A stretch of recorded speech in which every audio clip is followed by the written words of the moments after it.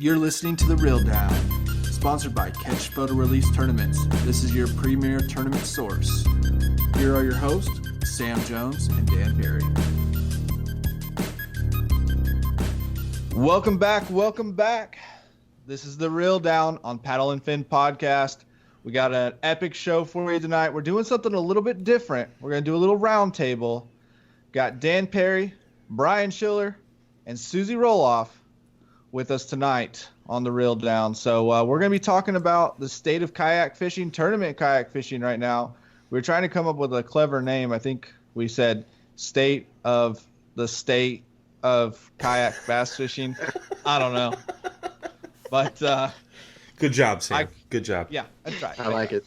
So anyway, that's what we're going with, and that's what we're talking about tonight. So just some of the hosts here talking about the 2020 season and kind of where we're planning on going or thinking about going. I think that's a conversation that's being had a lot in the kayak industry right now. People are trying to decide what they're fishing and how many events they're going to fish and where. We've got what's been dubbed the Big Three for 2020, which is Bass, KBF Pro Tour, and the Hobie Bass Open Series. Of course, a host of other regional and local events for people to choose from. So yeah, we're going to talk about that a little bit tonight and just kind of go through the motions on that. So welcome to The Reel Down, Brian and Susie. Thank you. Welcome. Thank you very much. Pleasure to be back. Brian, it's not your first rodeo here. Susie, it is. Yeah, this is Susie's first Reel Down. Is it? I was wondering, yeah. Yep. Yeah. It is, yeah. She's not been on The Reel Down yet. Welcome to The Reel Down. We don't get to talk about all the fun, random things that you guys do. We just cover tournaments. Yeah. But we try and make it as fun as possible. That's because we're cooler. Yeah. We're like the bottom, there's a pyramid at Paddle and Fin, and the top is the OG show, and the bottom's the Reel Down, and you gotta work your way. Brad elevated up, he got to move on, and me and Dan are stuck here at the bottom for now. No. So I'm low, man. maybe one day we'll get a special episode like Susie, or get to be guest on the OG show or something. We're all equals. And you have been a guest on the OG show, and so is Susie. So DP, you're up next, bro. You're just more equal. That's where it all started, actually. Yeah. That's right. For sure. So. For sure. Awesome. Well, it'd be good. We have a lot to talk about. Everybody's talking about tournaments right now. Everybody's come out with their schedule now.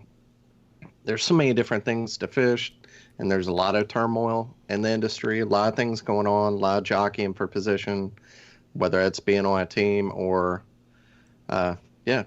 tournaments, trying to figure out what you're going to do. So a lot to talk about and a lot going on right now. For sure. I'd have to agree. I mean, there's been a lot of changes throughout the industry just in the past 3 weeks, month, something like that. Yep. So, Yeah. I mean, it's kind of interesting from my point of view. I think I'm the rookie. Well, Sam's a rookie too, but he came from the bass boat world. But this year was like me and Sam both jumped in head first. Doing a lot of the trail stuff through KBF. Hobie kind of spread their wings and did a lot of stuff last year, which was cool to see. We got BASS jumping on board.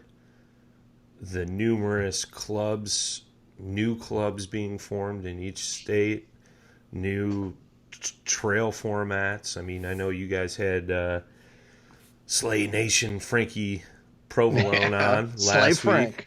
So it's kind of interesting. I mean, I think that's a good starting point, right? What is everybody's thoughts? Because there's just so much, man. And I mean, I guess I'll kick that off. It's like you're scrolling through Facebook and you're seeing guys with like spreadsheets, all the schedules printed out, work schedules, trying to figure out next year. And it's almost like this is worse than work, man. Trying to figure out where you're going next year. You know, I think it's nice that there's options.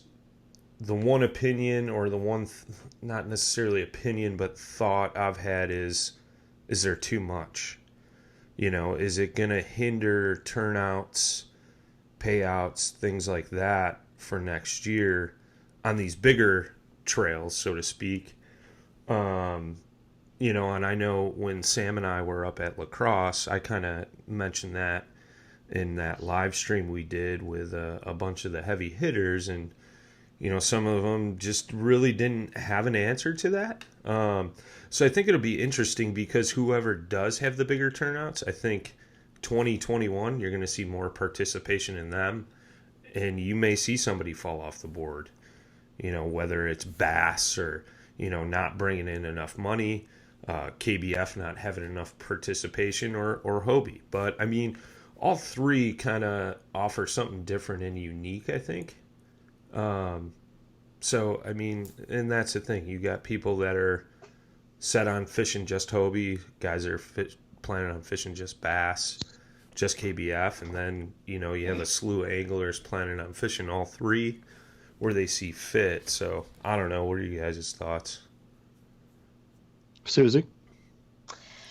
Well, you know, I've been kind of thinking about that and watching as things have progressed in the, like 5 or 6 years now that I've been part of kayak fishing. So, you know, whoops, I knew that was going to happen. Susie's the true OG. Like, I'm just saying, she's been in this for a while. Yeah. Yep.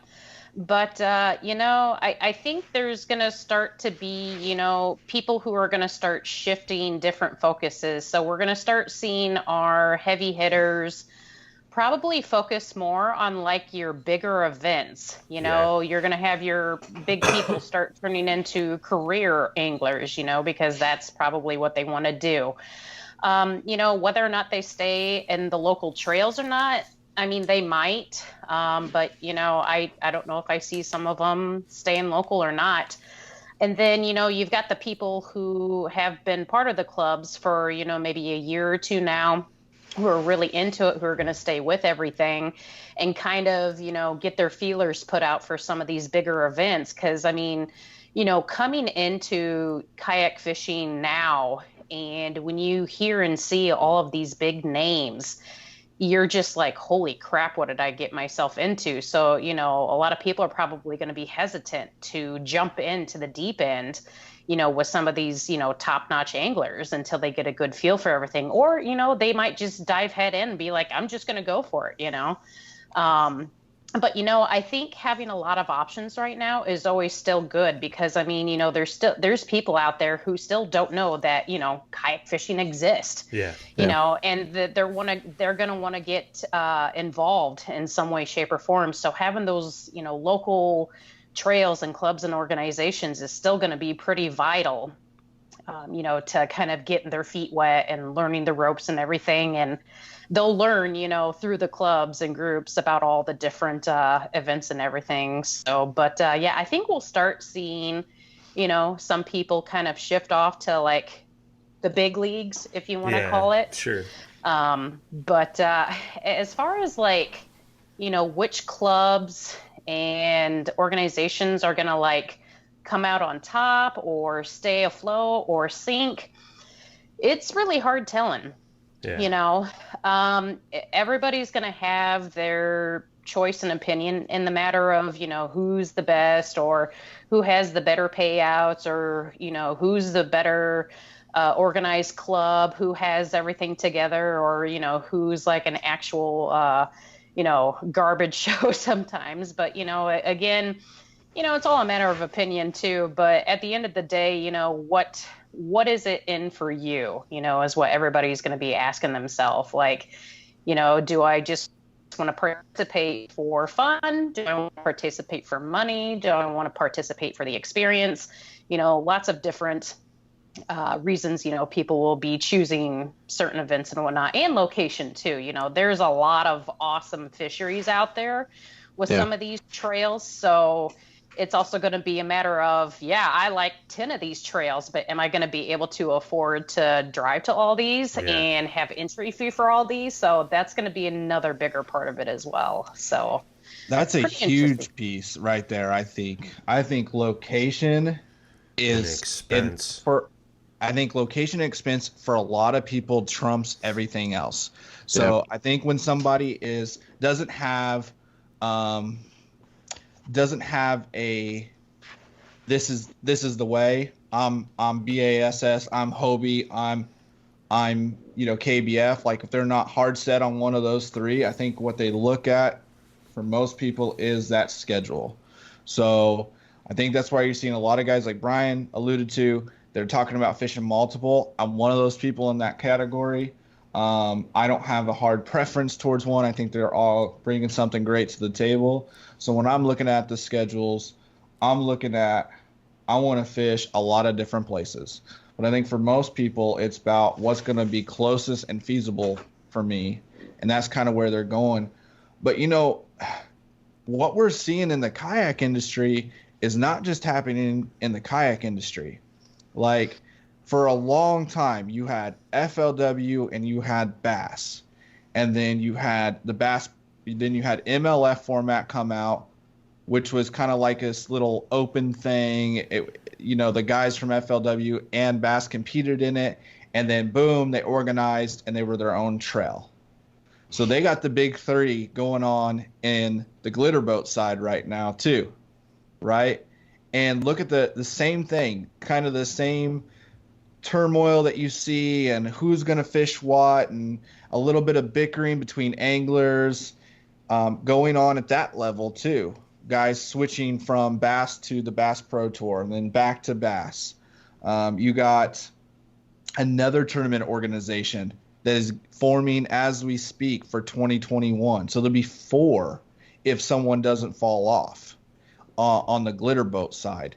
So I think really what you're just seeing is like the growth of the sport is so strong and so fast, and so many people are trying to either get a piece of the pie or try and make it better by creating their own entity. And it's bass boat, and it's on the kayak side. And then, like you said, Brian, last week we recorded with Frankie Provolone of Slay Nation, and there's a guy who's now he's grown up with the bass boat stuff, he's seeing the kayak stuff, and he's like, now how do I get other people involved, like the John boat guys and the guys in the canoe? So I think that's what it is. It's demand. There's so much demand right now. I mean, there's a club like that out here too. It's not Slay Nation. Susie might know the name of it. Buster and all those guys fish it. I know Alan fished a couple of those tournaments. Is it Bent Rods? Yeah, Bent Rods. Yeah. So there's a similar thing like that too, where they're just kind of drawing all kinds of, Ketch. Boat, kayak, catch photo release tournaments. Same thing, So, I mean, it's kind of interesting, right? Because at the same time, the just general sport of fishing is growing, I think, and you're kind of seeing a little bit more growth than you have in, the last 15, 20 years. Probably since 2008. 2008 was a huge growth year for kayak fishing. I think it was 2008, 2009, one of the fastest. Right. But I'm just talking fishing in general, So, I mean, I think that's a key there, right? Is, along with all this explosion, kayak fishing is getting more exposure. Different types of fishing is getting exposure, and more people are getting involved. Which, I mean, not to skew off subject, but this day and age, I mean, that's kind of important, getting people outside and doing stuff instead of, sitting around computers on Skype calls, making podcasts and stuff. So. Yeah. Well, I think that's it. I think that's the draw though for people, is like to get away from that. It's an escape almost. Yeah. Which really and then the community piece. like to actually be involved and to, have conversation with someone outside of a video game or work. You know what I'm saying? So I think that is the draw for, especially when we're talking about the growth of the sport from the younger generation, the high schoolers and the college kids that are coming up in the industry right now. And then, of course, as we all know, the low barrier to entry with kayak fishing has always been what's, gravitated people towards that. And then I think we pull people from the other elements of the fishing world because of the community. But another thing Susie touched on that I kind of want to talk about before we each start talking about what kind of our plans are this coming year is the pro versus Joe type thing, right? So we're at, again, another pivotal point in, I think, our sport where guys are like, okay, can I make a career out of this? Guys and gals. And gals, yeah. Guys and gals. And there are some gals that are kicking butt. So watch out. But I got $20 on Susie. She outfishes you. Just saying. I got $50 on Susie.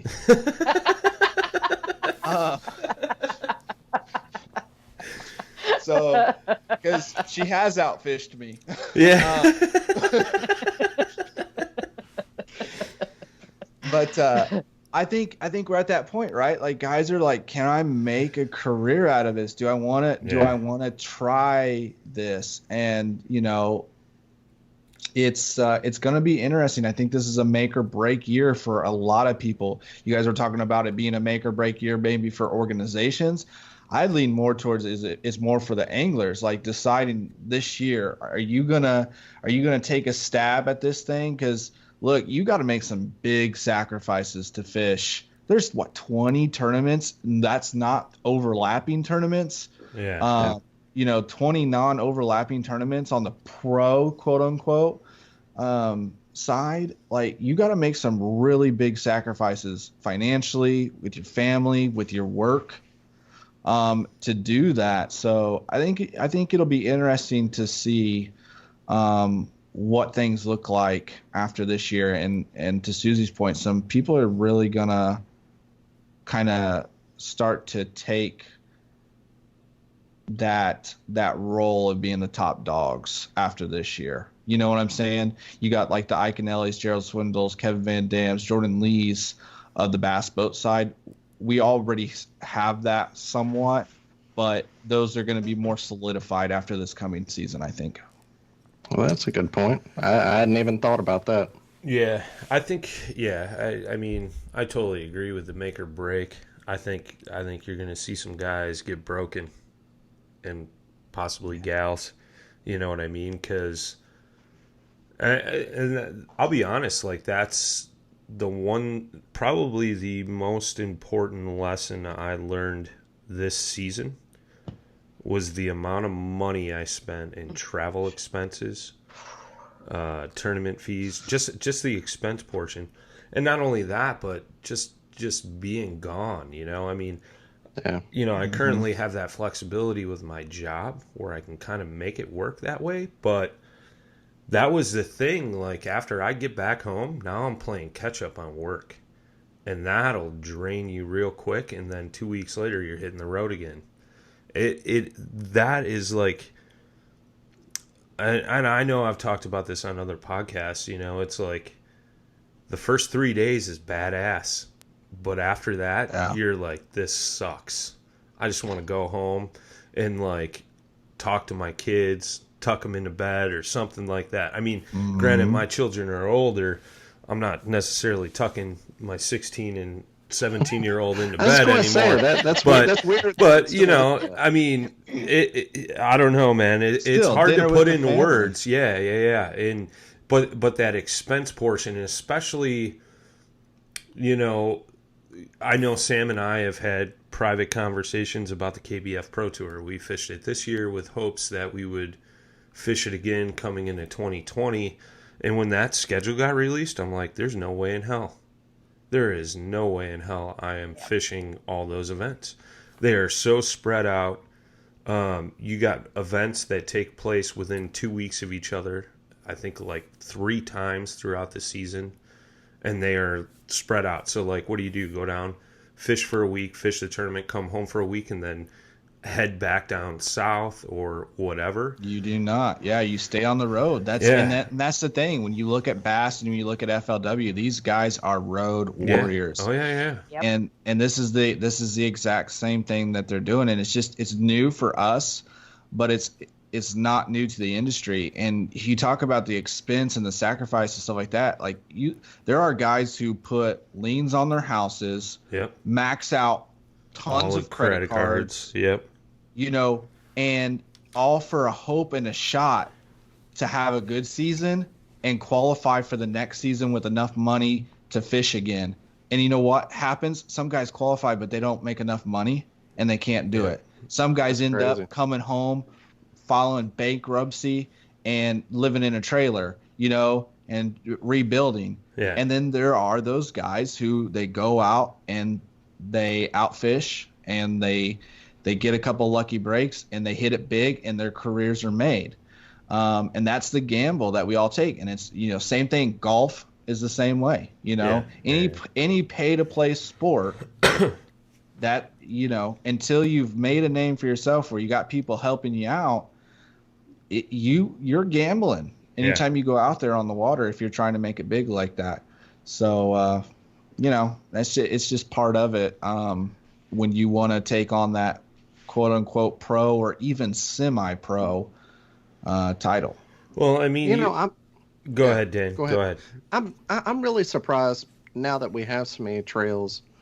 I'm surprised because the travel's so tough and the expense is so tough of the traveling that a series hasn't said we're going to stay in our zone and we're going to have a pro series for kind of like they're doing out in California. It's California. That's their own thing. That somebody didn't, because I've heard so many people complain that there isn't enough Northeast tournaments. Yeah. I can't believe somebody hasn't said, boom, we're going to own the Northeast. Hobie or somebody else might have one tournament up here, but we're going to lock this corner of the of our country out, and this is going to be ours, and it's going to be a pro level for this region because I'm going to fish a little bit of everything next year just because they're coming within range, of how many I can fish and the times a year and just time off from work.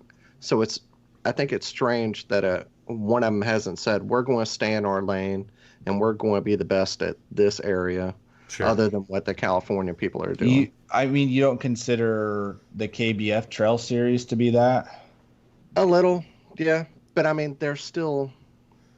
The payouts aren't there to survive on that. And that's kind of another thing that surprised me about if you look at KBF right now, I would be looking at, if I were in chat or whoever's run the show, what differentiates my trail from another one? Hobie, you don't have engines. California stuff's way out there. Nobody else is doing that except for one Hobie. And kind of the Bass they're going to take their structure that they do with Bass Nation and they're just going to put it on top of kayak fishing. And that's great and it should work. But I would think if I were working with KBF, I would say, how can we be different? How can we be different? For the people that really want to be pro, let's have $500 entry fees, $1,000 entry fees. Because Bass isn't going to do that. Hobie, their big thing is marketing. They're marketing their own stuff. It's 100% payout. KBF can be like, we're going to do something different. It will be the real elite tour of kayak fishing. I'm surprised that nobody has done that either. Well, I think KBF's the originator, right? So these others are spinoffs because KBF, they started the platform. So, sure. Do they need to be different? They need to always be evolving. I would say that, but I think they do still offer some unique things to their series. Again, I don't think there's a wrong or a right here. Yeah.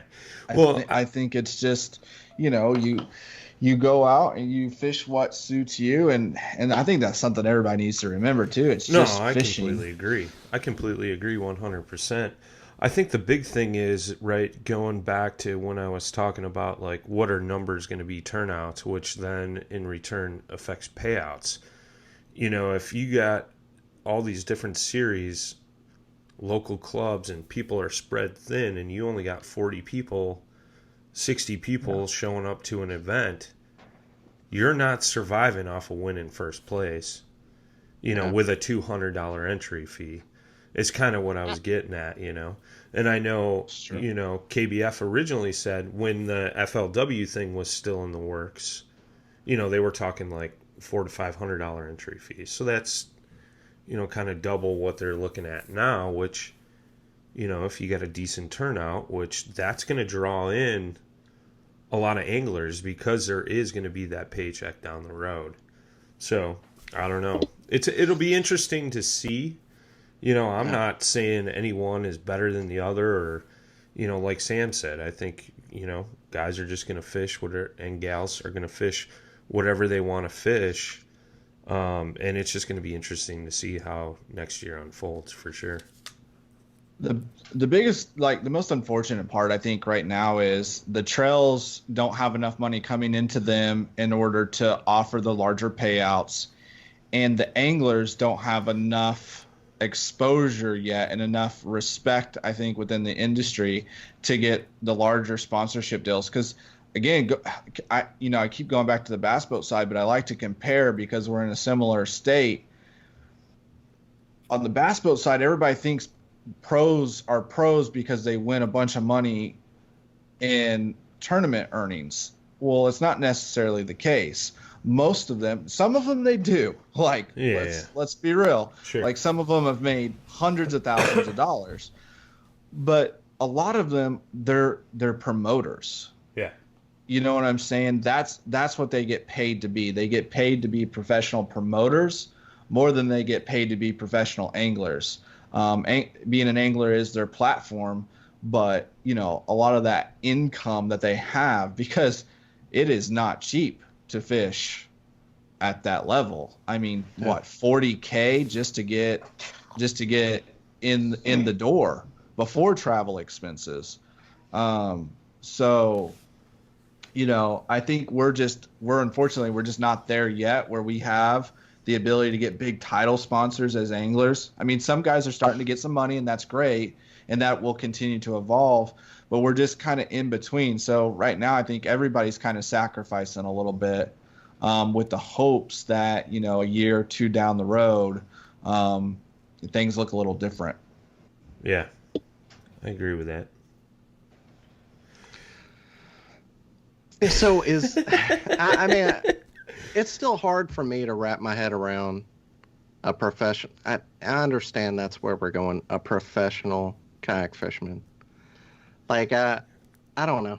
I mean, I listened to and not talk about another podcast, but Ike Live, Jody Queen was on there, said he fished, I think 22 tournaments last year.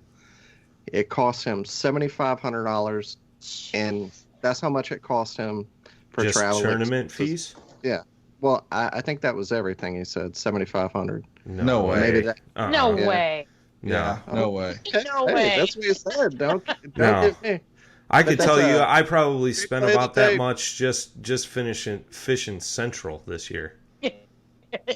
Yeah. So whatever it was, even though he won 20 grand at the end of the year, and he did great in a lot of other tournaments, how much did he make? I mean, how much did he clear? 30 grand? I'm not saying that. I don't think he To cleared that much after expenses. No way. Yeah, I don't either. But to make that much, I know he has he's an artist, so he has some income there. But to make, if you're making 30 grand a year, you're living your dream, and that's awesome. But Yeah. Well, and that's just 30. it too. I'd love to do better. That's not.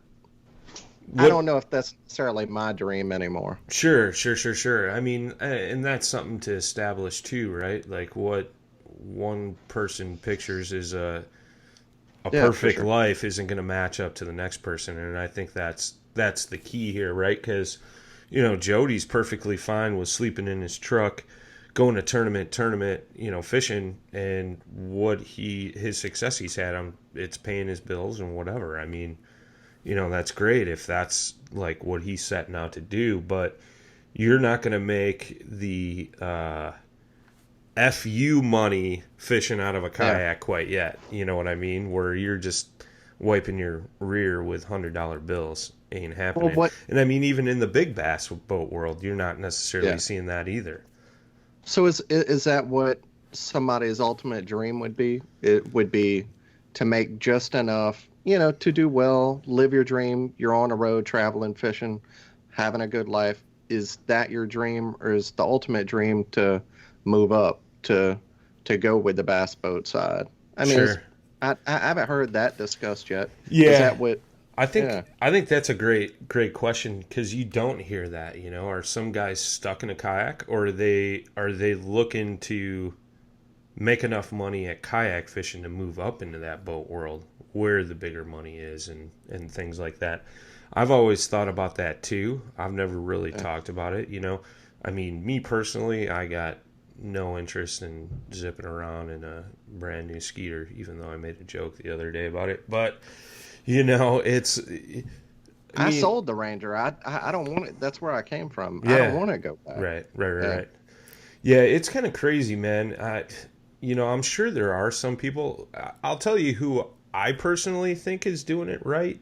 Like something that I think I would want to do, but unfortunately with my circumstances right now, I can't. But Christine and AJ traveling around in a travel trailer, seeing the country. I'm so jealous of that. Yeah, AJ's got his job with Hobie, so he's stopping, seeing dealers, putting on tournaments. Christine's fishing, winning. I think she just got some deal writing for a magazine or something like that, I think I saw. I mean, until the kids are 18, I don't see that happening. I've already told them, boot. See ya. No, I'm kidding. And kind of segueing off of this too is people have had to find other means to make income in the meantime. Yeah. So, it's not just finding like a second job, but like, YouTube, like people posting videos on there, you can make money doing that if you know how to do it right. So, if people are clever and creative enough, they could find different ways to try to get some income to help, with those expenses and everything. But yeah, like you guys were saying, like what, why isn't there really like this top elite club or trail? I think it's just like you were saying, we're kind of at that segue point where we're not quite there yet. We're kind of hovering in a zone right now where, we are noticed by some of these bigger companies, and they're like, oh, hey, this is kind of a big deal to people. So I think they're just going to kind of see, where things go for now. But also, you take a look at some of the really big name tournaments and the bodies of water that they have the tournaments on, and you look at the numbers of people that have, signed up for it and competed in entry fees, that it's a lot of time and it's a lot of money for organizations and sponsors to invest in these types of things, so I guarantee you that there are companies who are watching and looking at all these numbers and trying to figure out, is this worth an investment to us right now to invest into show, or whatever it may be. So I think it's bound to happen. It's just a matter of, who's going to finally be like, all right, we're the elite series now, it's $5,000 entry fee, but you're guaranteed, $75,000 to $100,000 first place, or whatever it may be. Paying down to 50 places. Yeah. It's coming. It's coming. You're spot on there. I do personally believe we will see many people make a quote unquote living from kayak fishing, but that consists of not just tournament fishing. That consists of doing YouTube stuff. Running some type of remote business. All those things, being an affiliate marketer, all of those things are key components to that. But yeah, absolutely, that stuff's coming. And I think a lot of times we spend too much time focusing on what we think are maybe the negatives or things that can improve. And we need to have some focus on that, because that's how things improve. But I think a lot of times we take for granted like how great things are so early on in this sport to have these many options and to be fishing world-class fisheries. And, doing it at a cost that we all want the bigger entry fee or the bigger payouts, but then you start talking about the bigger entry fees and now less people can get involved in it. And, so there are some really great things about what we got going on in the kayak industry. And I hope people take a chance to every once in a while to kind of reflect on that and think about that, because it's awesome. That's why we all love it, and that's why we're all so passionate about it, and that's why we're talking about it like this, and that's why you see the bickering and the back and forth and the opinions, is because everyone is super passionate about what they're doing, and they want to make it better. I rarely think it is actually coming from a dark place. Sure. I think most of the decisions and things that you see happening in the industry are coming from a good place, but like everything else in the world right now, it gets spun negatively a lot, and that's where the focus tends to be, unfortunately. But there are plenty more positives than negatives. I can assure you that if you started writing them down. Completely agree. Yep. Exactly. I mean, you look at 5 years ago, how many local clubs and organizations were there? How many big tournaments were there for kayak fishing? There wasn't a whole lot to choose from. And now here we are 5 years later. I have more options than I know what to do with. Yeah. Fighting where we're going to go pro. Are we going to go pro with bass? Are we going to go pro with KBF? Yeah. It's a good problem to have. And man, and there's still, even though we're at that level, we still have the grassroots options for these people, young anglers, to get involved. And like we were talking about earlier, get more people off their phones and outdoors. And that's awesome. No, I completely agree, man. I mean, you look at the young guns we got already involved in the community. I mean, I think that's huge. And, that's one thing, dude, that I'll never forget that moment at the Trail Championship when Hoover gave Fuqua a college scholarship, dude. His old man. Oh, dude, I got chills right now, dude. Yes, I can picture his old man just bawling like a baby, dude. I mean, that is huge. You are having some of that stuff happen at the high school level. Kids are earning scholarships into some of these fishing colleges and stuff like that. But the school I went to, they're getting at Montebello here, not far from me. I fished on the team, and now those kids get almost full ride scholarships. They have their own dorm. They have places to park their boats underneath their custom dorm. They get to go fishing all over the country and hunt free. It's crazy, man. I'm love so it. mad that my high school that I went to now has a fishing team. Yeah. I'm so pissed. Same here. How much better at school I would have been if there was an option to. Right. Oh my God, I know. I completely agree. I kicked my son in the ass. I would have had A's. Yeah, they got a bass. Right? They got a bass team at my son's school. He's like, I don't want nothing to do with that. I'm like, dude, what are you doing? You do it. Yeah. If you didn't do it, he'd be all about it. Oh, if yeah. If we're into video games, he'd be like, "That's stupid. I want to bass fish." Yeah. You're probably right, Mr. Jones. You're probably right. But all right. So let's get to it. What's everybody fishing next year? That's the big question, right? All right. Who wants to start? Mine might take a while, so. Yeah, I know you've got a loaded schedule. Well, you start then, Sam. What are you doing, man? Who, me? Are you just taking a year off? Yeah. I don't know. I've kind of heard some back and forth. You didn't know what you were doing. There is a lot of back and forth with me. That's the thing, man. I was pretty set going into this season. I kind of made up that decision last fall about this time, or last winter, on what I was going to do. But looking at next season, I really don't know. Honestly, I think I'll stay local. That's what I'm kind of considering. I may try to fish my local club, maybe. And what's that? Come on, Brian. And then, I got Bass and Hobie are both going to be up on the Mississippi and La Crosse. That's 3.5 hours from me. I know Sam's like twisting my arm to come down and fish that tournament in Indiana.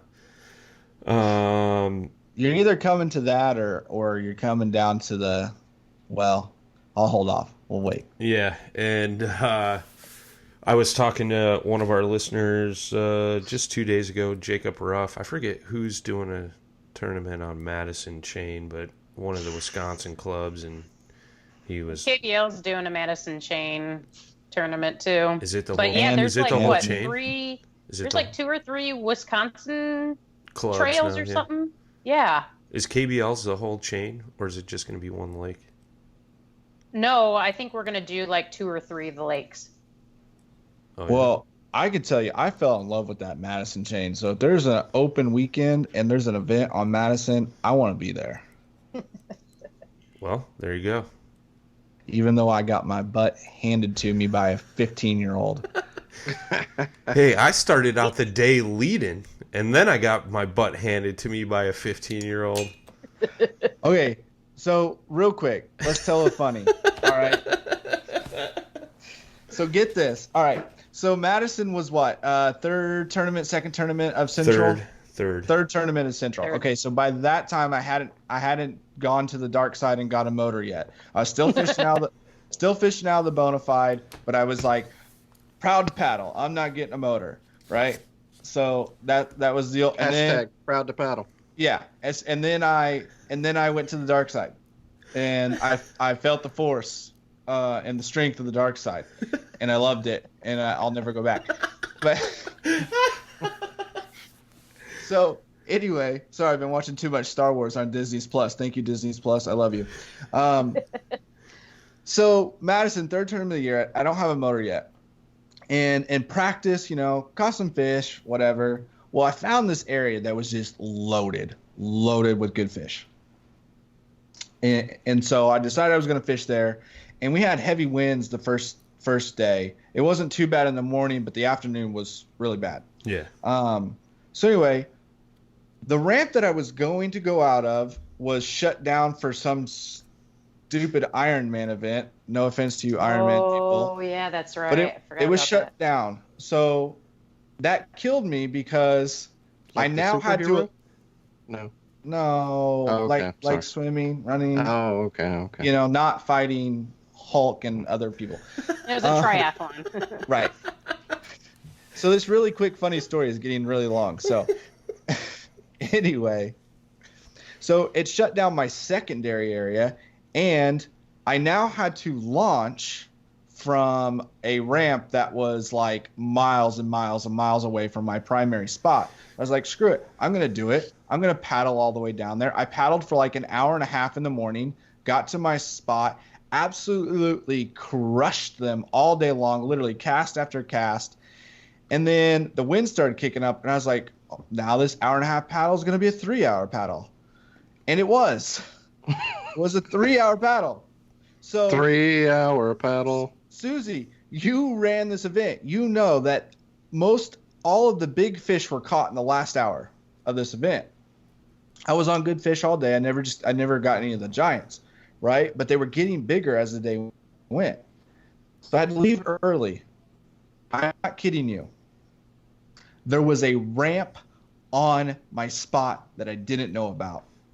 It was a canoe launch, a public canoe launch on my spot that I did not know about until I was leaving and coming home from the tournament, and I saw the sign from the road that said canoe launch and looked it up.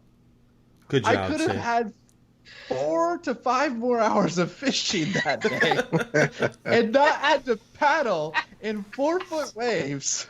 Oh, man. That's funny. So, lesson learned. Always do your research on every public launch in the area. Yeah. Might just win you a tournament. Well, anyway, I had an issue too with ramps because there was a ramp like legit 50 yards from my spot, but it didn't open till 6 and launch was at like what 4:30 in the morning. So I had to pedal like 3 miles to get to my spot. That still would have been better. I would have rather waited 2 hours than 4 hours worth of paddling. Yeah. But yeah, I'll never ever live that one down. Like, I'm so mad at myself to this day. Like, I don't know. Maybe nothing would have changed. Maybe I would have never caught a bigger fish, but I think I could have. It was literally cast after cast. They were stacked up and then getting bigger. And yeah. So anyway, all right, Brian. So you're on the fence though, huh? You don't. Well, I'll say this: Transition right back. anybody that wants to fish the Bassmaster on Logan Martin, I'll give you a free place to stay. All the paddle and fin guys. So if you want to fish that one, I know it's a ways for you. You'll have a free place to stay. Man, I'm only an hour away, but the bad thing about Logan Martin is there's not a whole lot of ramps. Yeah, so I heard that somewhere. But they allow motors, so if you have a motor.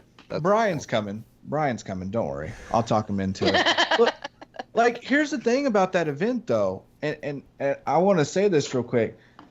So it's the first ever, right? So that's big. You have a chance to go on the classic stage. If you didn't listen to our podcast when we covered this, that was covered. It was covered in KPN as well. Yeah. Top 10. You got a chance to go on the Bassmaster Classic stage, which is amazing.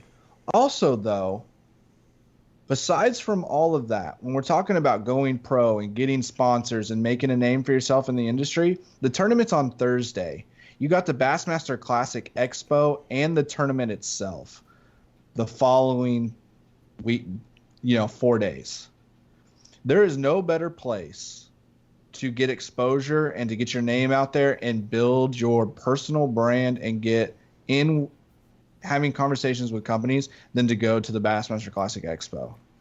Like, I tell you from personal experience, that is the best place to do it. As well as you get to watch a lot of really great live coverage and learn a lot about fishing Guntersville, which, oh, by the way, a month afterwards, the national championship is there.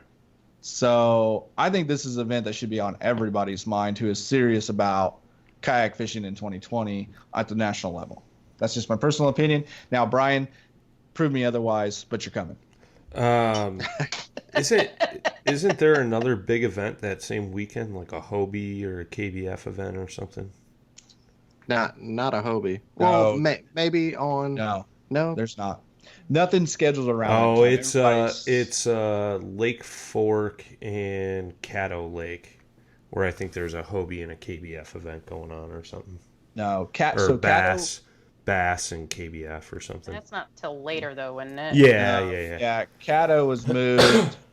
That is now the championship, and in place of Caddo, they put another tournament. I don't remember what it was on the KBF, but nothing is that weekend. In fact, I don't even think Hobie has a tournament in April, if I remember right. So doesn't matter either way. Yeah, right. Because you're coming. Try to convince me later. All right. What are you fishing, move on Dan? To Susie then. Oh, Susie. Oh, me? Yeah, Susie. Yeah, go ahead, Susie. Ladies You first. go to me? Brian, Okay. and then Susie. Sorry. Ouch. Yeah. There is going to be a significant change for me next year. This year I was the main director for Great Lakes Kayak Fishing Series, and I'm also on staff with KBL. And next year I'm actually going to be stepping down from Great Lakes. I've been with them for, it'll be like 5 years. With everything that I have kind of going on next year, I've decided I kind of need to take a break and give myself time to kind of compete for myself and kind of do what I want to do. I kind of jumped headfirst into the whole kayak fishing thing because I did my first tournament with Great Lakes and asked them how everything worked. And they were just like, well, come be on staff and you'll find out. And I was like, okay, sure. And so, I've been doing it with them for so long, that's kind of all I've ever known. So I'm kind of wanting to kind of step back, because I've gotten the behind the scenes right away.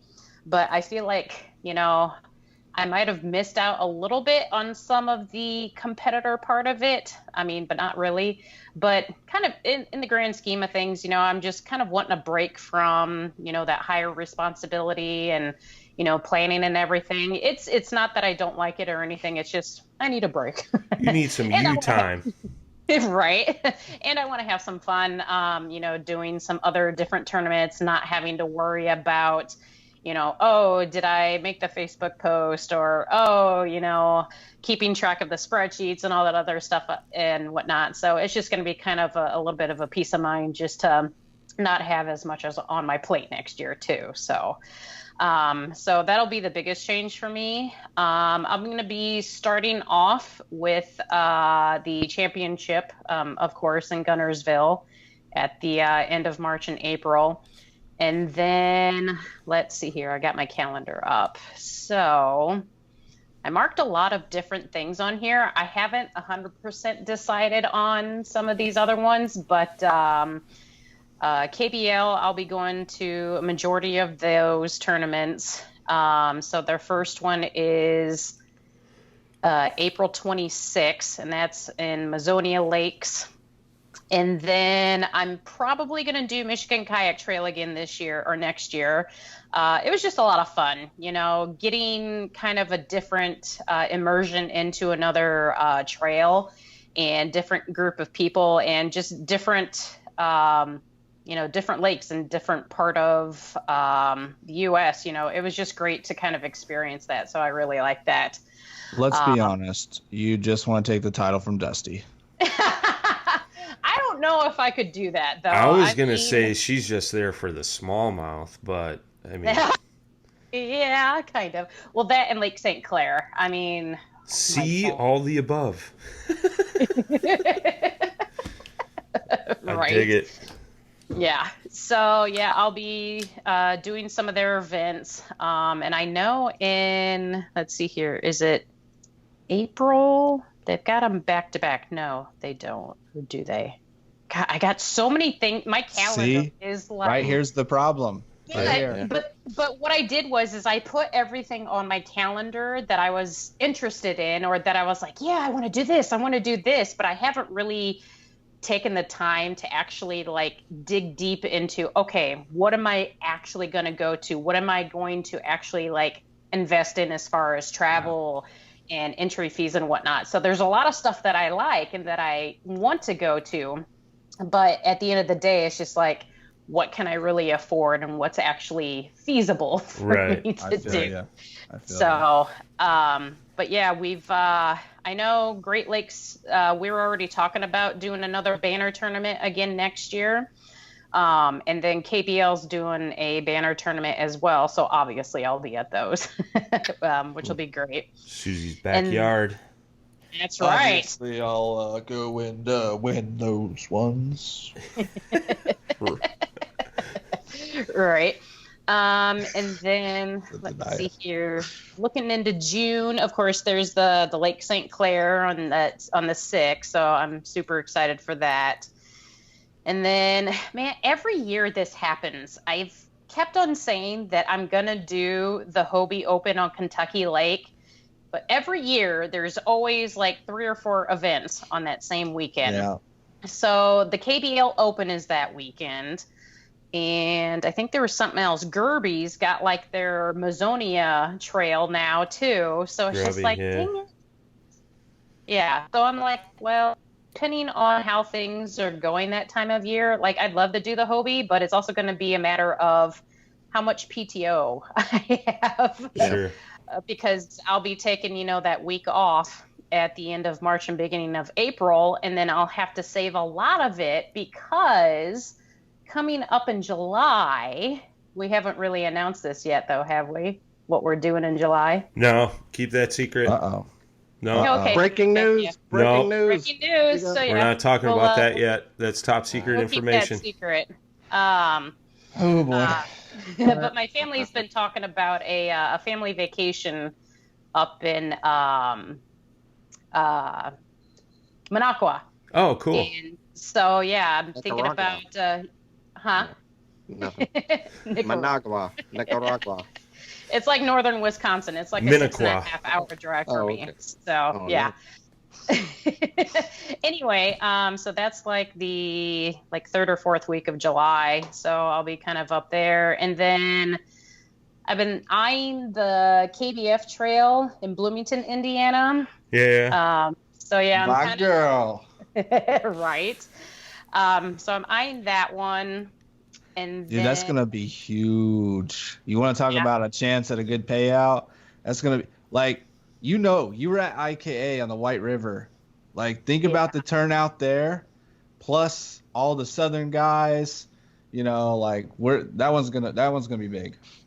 Yeah, that event. I was like, holy smokes! I couldn't believe the amount of people that turned up for that event. Yeah, that was awesome. Huge. They had huge like 90 something people, right?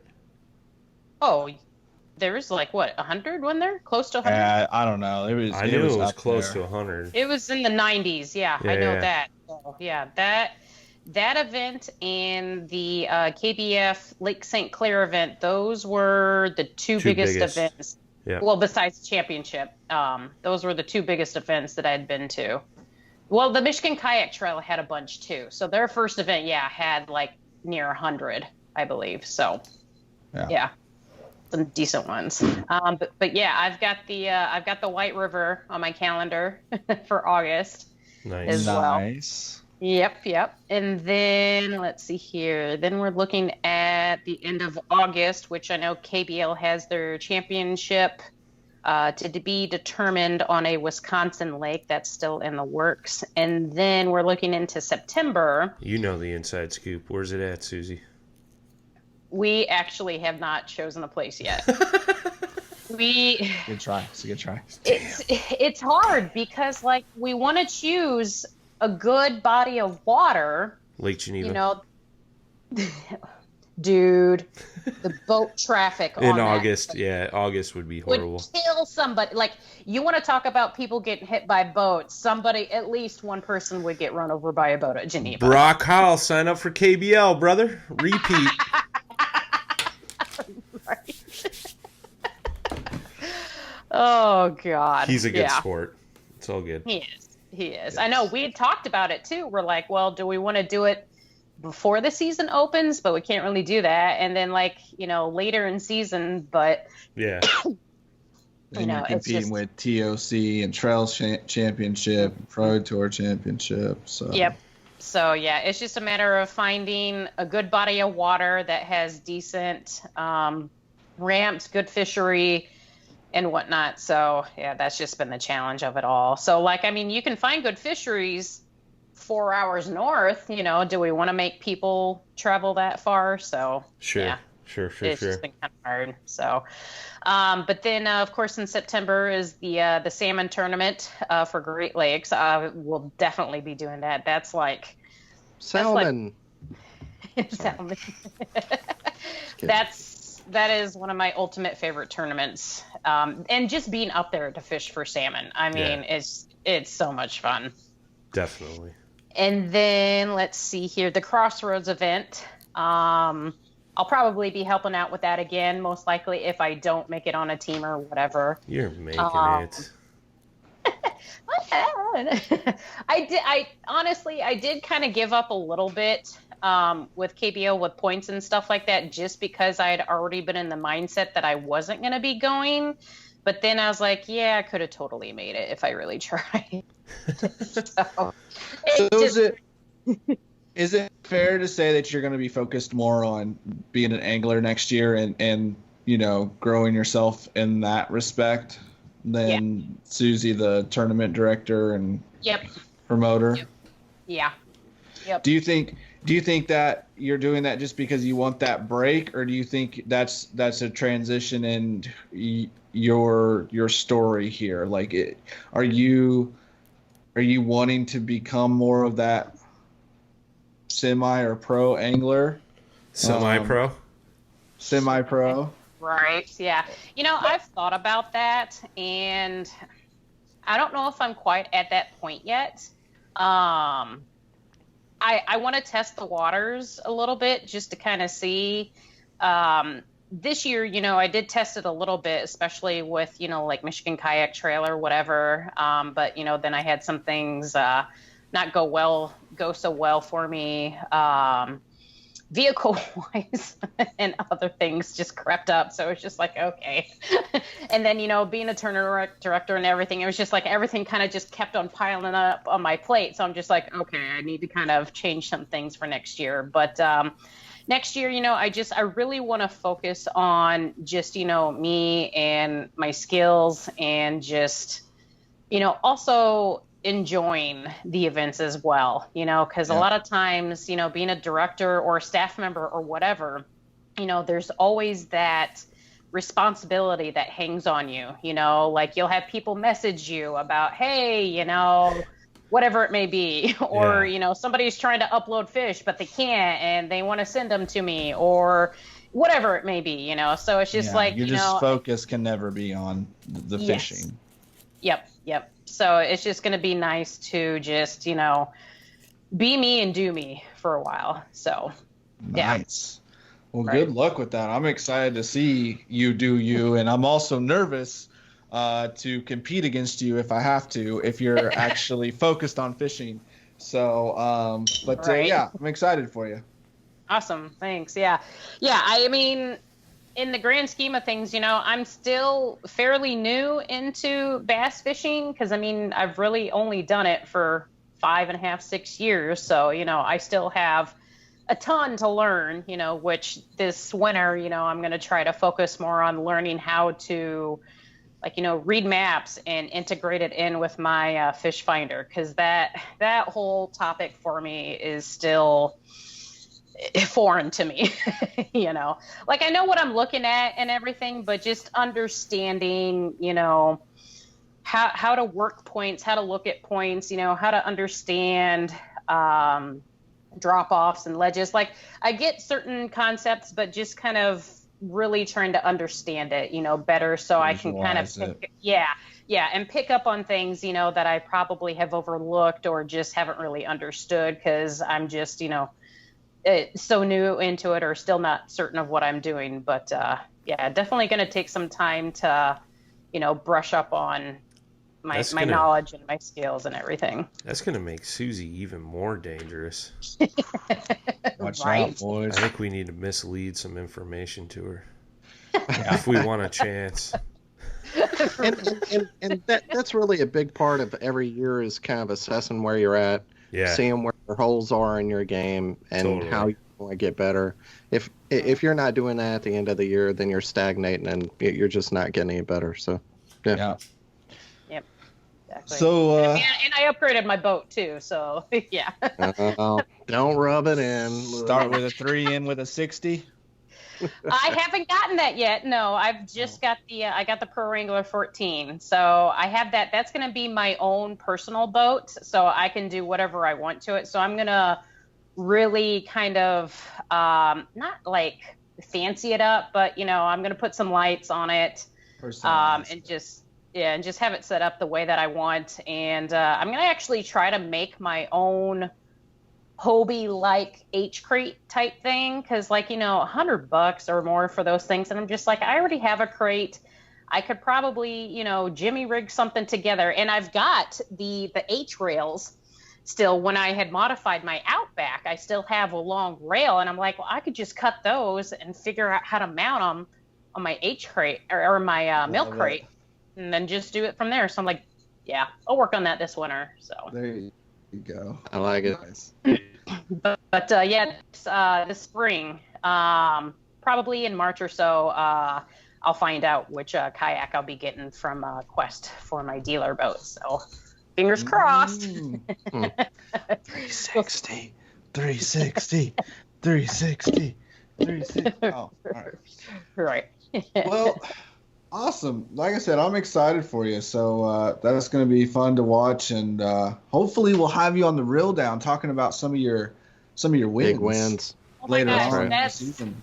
That was the only goal that I didn't accomplish this year, and looking back and all the goals that I did set for myself this year, the only goal I didn't accomplish was winning a tournament. And I was like, you know what? That's actually pretty damn good. You know, because my number one goal was to try to figure out a way how to get back on as a Hobie fishing team member. You know, I started talking to dealerships in Wisconsin. That is like how serious, yeah, desperate, but like serious. I was just like, you know, this is all I've known. This is my passion. This is what I want to represent. And it finally worked out. So yeah, that was super awesome. Yeah, buddy. Well, you know, another Paddle and Fin podcast guy just signed a big deal. Got put on a team. Got put on a team. Yeah. Fancy pants. Riding Team Native. Yep. This I got on as everybody else was getting off. They opened the door. Like, hey, welcome to the team. See you later. Like I showed up to the party and everybody's like, oh, to hell with this. We're getting out of here. Yes, that was it. It was because of you, Dan. We'll roll with that. Yeah. Hey, but you know, big deal. Starting off, you know, that's a 2020 deal you got signed there. So that starts off the year right for you. So where's your head in this? You know, what are you thinking about fishing? You know, I'm actually going the other way. My big goal next year is there's 2 trails, and next week we're going to have 2 of these. We're going to have an all Alabama show where it's going to be the director of North Alabama Kayak Anglers and Iron City Kayak Anglers, which is Birmingham. If you didn't know, that's Iron City, or Magic City too, and because it sprang up overnight, that's why it's Magic. I don't know whoever named that. I don't like it, but it's the Magic City. So they call me Magic Man. Now you see me. Now you don't. So really, my number one goal next year is, like, I think you need to be the big dog in your own yard before you try to go somewhere else. And I've never been, like last year I got 7th. I've mostly fished North Alabama Kayak Anglers, and they usually have 70, 80 people. So it's the biggest trail in Alabama. And I got 7th there for Angler of the Year. If I went and taken a picture with somebody with a boat at a store, I could have gotten 5th. But next year, and that was a way to drive people into the store, and that's cool. It was just a couple hours away from me, and it wasn't worth it for me to do it. But my goal next year is Angler of the Year for Iron City.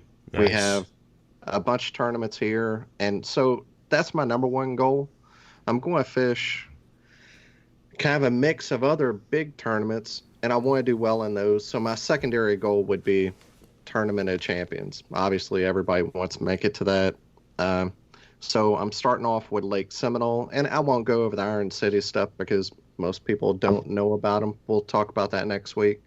But and there are some super legit sticks.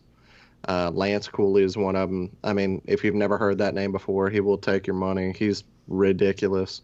But yeah, there's some guys on North Alabama too who are just as good as they get. And if they ever go do regional in the big tournaments, everybody should watch out. But the first one, I'm going to fish the Hobie on Lake Seminole. I've never fished there before, but yeah, it's somewhere I've always wanted to fish. My old bass boat partner caught an 8 down there and just rubbed it in for a year and a half that he's caught this giant fish down there and won a tournament. So I got to fish Seminole. And it's cool because me and my family are going to have a 3-year-old and my wife, obviously. We're going to go down there and camp the weekend before and do some fishing. Nice. And it's only 4.5 hours from me, so not too bad. So Lake Seminole, and then Logan Martin for bass. It's an hour away. A chance to stand on the Bassmaster Classic stage, childhood dream. There's no way I'm going to miss that. And bass is here in Birmingham, so just definitely looking forward to that one. I love Logan Martin. It's kind of tough to that time of year to find big fish like Logan Martin. There's a ton of fish in that lake, but it's hard to find the bigger ones, the 4s and the 5s, to really make a fat sack. So, yeah, so that'd be a fun tournament. And really the only other big ones that I'm fishing are going to be the Hobie on the Coosa River here. That's in October, the end of the year. Hopefully the Tournament of Champions. And kind of the other two that I've been looking at were the KBF on Pickwick. I love Pickwick. That one's in March, which is a spawn tournament on Pickwick, Tennessee River. It's more of a off. Whenever I think Pickwick, Wilson, Wheeler, I think offshore kind of bite most of the time. That's why I love to go fish out there, like right at the post-spawn, early summer. The bite's crazy out there and getting offshore, and that's fun. But a spawn tournament on Pickwick, that sounds like a lot of fun to me. The bass on Chickamauga, that sounds fun. And the Hobie on Kentucky Lake. So those three, I'm not sure which one. I'll probably fish at least one of them. And there's also the possibility of a native tournament of Titans. I honestly don't know any information. I'm on the team, but I don't know any information about it yet. Nobody's run it through me. But but a couple of guys who ran that last year, they're no longer on the team. So I look forward to seeing what we're going to do. It was a great tournament last year, so that one's on my schedule too. So maybe a North Alabama tournament. They're having one on Gunnersville in March. That's a good time. All the Iron City tournaments, a couple of 2 or 3 Hobies, and probably a couple Bassmaster tournaments.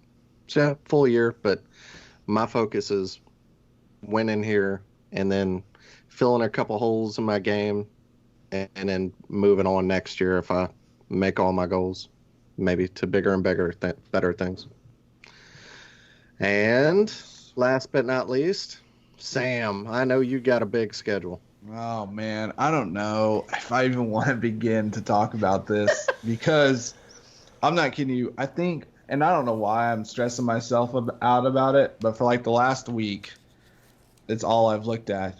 I've got like different charts and different schedules that I've typed up and written out. And like, so I've said it on the podcast and I've said it to you guys in private conversations. Like, I was really planning on 2020 being a year where I fished locally a lot. I was focused on growing my group, Hoosier Kayak Bassin, which is, to promote Indiana kayak anglers in the trails. My job at the time when I was having those, when I was thinking that through, was not going to allow me to fish the way I had this year on the national level. And quite honestly, I didn't perform the way I thought I needed to this year in order to continue it next year. But my job has changed. I'm not working for myself, so that frees me up to have the opportunity to travel. I can work remotely. So now I'm kind of back to where I'm thinking about, fishing the national level, because that's my dream. You asked, what are guys' dreams? So my dream is to fish full time at a national level, and work with great brands and be a promoter. Like, that's been my dream since I was probably 14 years old. I woke up every morning and the first thing I did was either go fishing, read about fishing, or watch fishing from the age of 14 on. Started tournament fishing when I was 16. So like, that's my passion. So that's what I want to do. So like, I'm kind of torn between the local stuff, because I really love our community here in Indiana. I want to be more involved than I was last year. And then also chasing this dream of, fishing at the national level. So I'm sitting here looking at the schedule, and I have like 3 different schedules. I have like my dream schedule where I'm never home and I'm always fishing. I have my realistic schedule, what I think is realistic, and now I have, after my wife took a look at my schedule tonight, the real schedule. What's actually realistic. I like it. So, for example, I would have loved to have heard that conversation. Yeah. Hey, babe, here's when I'm going to fish. That could have been a podcast all in itself. It could be. It really could be. We could segment multiple conversations, arguments, and makeups and all of that into one. No, so, for example, I was thinking about fishing the 10 Invitational. If I didn't qualify for the 10, jumping over and fishing Seminole. That's a no. That's my wife's birthday week, and she's turning 30, and she has told me no. So that's not going to happen. But if I decide to go the national route, this is kind of where my thought process is right now. So I'll start out at Logan Martin for the Bassmaster event. There's no way I'm missing that. I'm going to be at the Classic anyway, working for some sponsors, so I might as well fish. I have not fished a Hobie event yet. I really would like to. Last year and this year, it's the same thing. Their schedule it doesn't match up well with other things I have going on. But I'm thinking about fishing the Lake Norman event in March, middle of March. I've got a friend down there that I can lodge with and lives on the lake, and so that one would be kind of cool. Of course, I'm going to be at my very first national championship on Gunnersville. I'm excited about that. And then I'm thinking about fishing the Pro Tour event, the KBF Pro Tour event on Lake Keowee in South Carolina. Going to one of the tournaments I'm most excited about, the Bassmaster event on Chick in May, I think it is. And then 2 KBF Pro Tour events back-to-back, one in Wisconsin, one on Kentucky Lake. Then, of course, I'll be at the Monroe Lake event here in Indiana. I'm going to try and do everything I can to help make that an awesome event for everyone. And then rounding out kind of regular season in August with the Bassmaster event on La Crosse. So that's kind of what I'm considering for my national event. Those could change as the year goes on, but that's kind of what I'm looking at. And then of course I'll fish every stinking local event that I can this year, because I'd like to get Angler of the Year for my SIAC club. And possibly IKA if I can fit enough in. Nice. I think out of all the ones I can't fish, I think both Hobie and Bassmaster are having events on La Crosse, and man, I'd love to go up there one time, but it's just so far from me. It's tough to do. Or the Erie. Fly into Chicago, bro.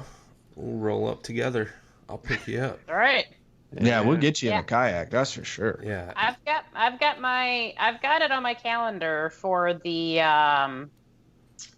for that La Crosse event. So I'm hoping that things will work out that I can do that, because I've heard a lot of good things about La Crosse. So Paddle and Fin House in LC. Yeah, buddy. There we go. Yeah, I mean that's one thing too, like, so I had a lot of things that I wanted to do this past season that I didn't get to accomplish, like go to Idaho and catch 200 feet of sturgeon like Jay Randall. Oh, so God. like that's on my radar for next year. So that's why I think I'm kind of scaling back from the tournament scene. I mean, that was one thing I missed out on, some different trips that I had wanted to take, but because of cost and time of, you know, the trail, I didn't get to accomplish.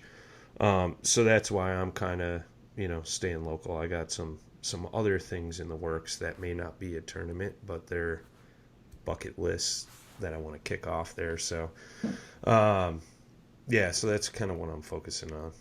So Nothing wrong with that, man. You know, just living for the moment, going out there and fishing, that kind of stuff is cool. There's something to definitely be said for that. Tournament's not for everyone. I'm just stupid competitive and want to hold a trophy on a big stage. And I'm not saying tournaments aren't for me, Sam. I mean, just come on. I mean, why are you trying to bring me down, bro? I just thought because you fell below me in the Angler of the Year rankings that you were giving out. Oh, we're going there. Hey, you may have beat me by 2 spots, but however, I cashed, 2-3 checks? How many did you cash this year, Sam? Oh, yeah. Fair enough. Granted, they weren't big checks, but hey. Yeah, we're going by check cashes. Everybody beat me by a long shot. It's right, Sam. I think it's cool. I definitely think you're going to be back on the tournament scene just because you're going to miss traveling with me. So I expect you to change your mind quickly. I think there's also something to be said for not making a schedule and stressing over it, and that can be kind of hard to do for some people, scheduling that PTO and stuff like that. But there are some guys and some really good anglers too, by the way, who don't make schedules and they just fish, what's available to them at the time and what they, want to fish, can afford to fish, and I think. In some cases you put a little less pressure on yourself that way, and it's a little more fun, and guys tend to do a little better with that. So I wish that could be me, but I have to plan it out and do pie charts and get approval from the wife. Yeah. There's that too. Yeah, I'm with you, buddy. Look, okay, so I said I kind of work for myself now, doing my own business. In actuality, I work for my wife now. We all do, my friend. We all do. Yes. It's all good. Well, not all of us. So. Well, Susie's the boss. Yeah. So. Yeah, that's right. Yeah, that's right. The only thing Susie doesn't have any control over is He-Man action figures. He has that one little area. That's it. That's his domain. Everything else is Susie's. Yeah, that's great. Well, that room that I was showing you, the action figures and everything, that's Adam's shrine, pretty much. That's his man cave. Because I have the garage with all the fishing stuff and everything, so I have a she cave. So yeah, Love it. She cave. All right, we're not talking about she caves. Oh shoot! No, I dig it, man. I think it'll be an interesting year, both in growth overall for the sport, growth for all of us individually. I think we all, are going to do some different things, and I think it's cool. Good luck to all of you. Next year as well. One other thing is, if this is going to be an annual thing where it's the state of kayak tournament fishing. I said the whole thing there. This is a 2019 version. What are your prophecies for whenever we're here next year? What will have changed that was different than this year? Whenever everybody has made their schedule, what do you think will be the big changes in kayak tournament fishing this time next year? Are you asking on a personal level or on a industry level? Industry level, yeah, or both. If you have something personal, you want it all. I think you'll see KBF, MLF partner up. I think that deal will happen. Maybe. I don't think you're going to see that. Personally, well, I'm going with Sam's call. I guess you're not going to see that. I don't know that that's an interest of MLF. I really don't. I would like to see it. I think that would be cool. I think Hobie's going to break out with an even bigger schedule next year. Yeah. Or after next year. Man, that's a tough question to answer. I don't know if anybody could answer. I don't even know if the guys like Chad and AJ and the people at Bass could even begin to answer that question for you. I think everyone is trying this year more than any year, maybe. Is going to gauge everything for. Yeah. And Susie, you've been in the game a little bit longer, and every year is like a building year. But maybe you can correct me if I'm wrong, but it just feels like this is the year in which we're going to see how much this thing actually can grow, and we're going to see how much, I don't know, what it's going to look like in 2021, but I think it's going to be big, whatever it is. And I think it is going to look a lot different than 2020. Definitely a lot different than 2019. Yeah. I agree.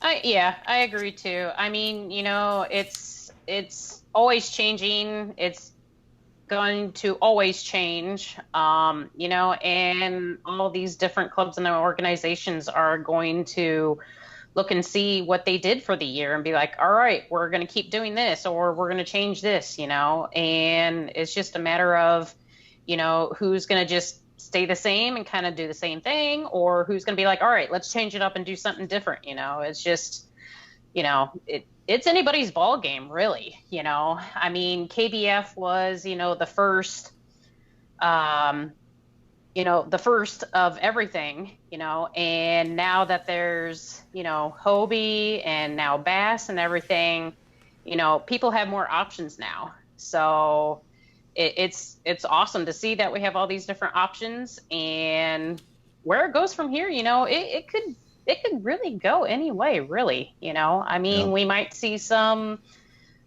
things fall. We might see some things come out of nowhere too, you know. Yeah. I mean, it all depends on what we do, you know. It's funny, we're sitting the questions about Bass and KBF and Hobie, but really the answer to the question is, what do we do as anglers, and where do we put our support and invest our time and our money, and you know, who spins off and does their own thing.